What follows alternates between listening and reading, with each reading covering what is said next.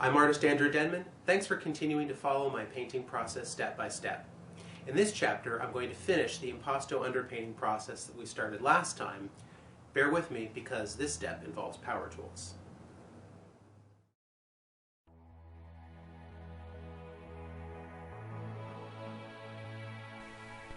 Picking up where we left off, I continue to add texture to what will eventually be the sky. I use several shades of blue to create a subtle gradation from light to dark.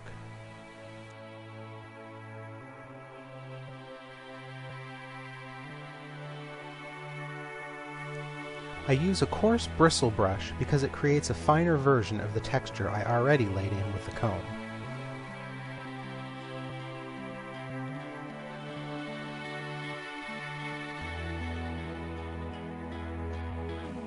I also use this technique to add touches of contrasting color, as you see here.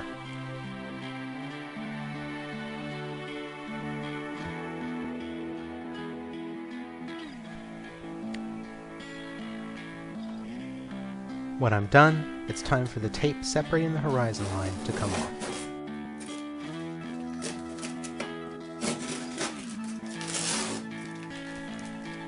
When the impasto underpainting is 100% dry, at least a full day after the last application, it's time for the gesso overcoat. Using liquid concentrate or other low viscosity acrylics, I tint a much thinner gesso than I've used up until this point. This low viscosity acrylic gesso will easily settle into the cracks and grooves in the impasto underpainting.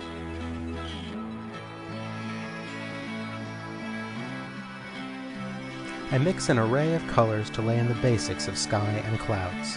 You'll note that these colors do contrast, however subtly, with the existing impasto underpainting. This will allow the textures I've so carefully laid in up to this point to show up later in the process. Using little to no water, I cover the impasto underpainting with my tinted gessos, blending the edges where sky meets clouds. I'll repeat this process twice to ensure adequate coverage, and I'll use the same treatment for the ground surface under the tiger's feet. When all the gesso is dry, it's finally time to carefully remove the tape.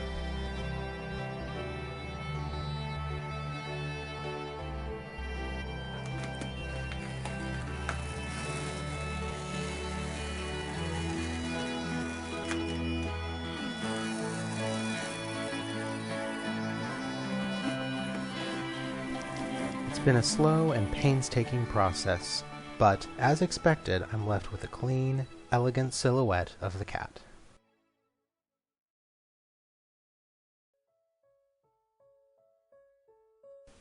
Using a palm sander and a coarse 60 grit sandpaper, it's time to sand down the underpainting and re-establish a smooth, paintable surface. It's important to keep the sander moving in primarily circular or elliptical motions and to never focus on any one area for too long. Gesso sands much better than other acrylic paint, but the underpainting can still melt and peel off if I allow the board to heat up too much in any one spot.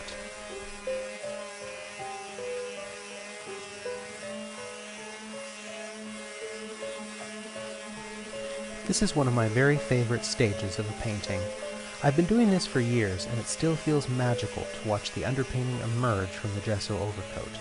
I can only control this technique so much, which is ultimately why I enjoy it, so there's always an element of discovery and surprise.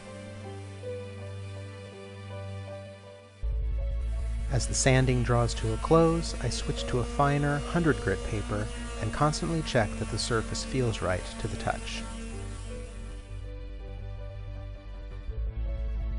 As you can see, the sanding has exposed the raised ridges of the impasto underpainting, while the gesso overcoat has filled in the cracks and valleys. The result is a smooth painting surface imbued with evocative textures, sumptuous colors, and the rudimentary underpinnings of the composition. There are elements of this underpainting I could never have consciously painted, and that, of course, is the point. Now it's time for the final surface preparation. I use a golden, extra heavy, clear gel medium to fill in any remaining inconsistencies in the surface. I spoon the medium onto the edge of the board with a palette knife and draw it across the entire painting with a squeegee. Drying in between coats, I do this 4 times, once from each direction, top to bottom, left to right, bottom to top, right to left.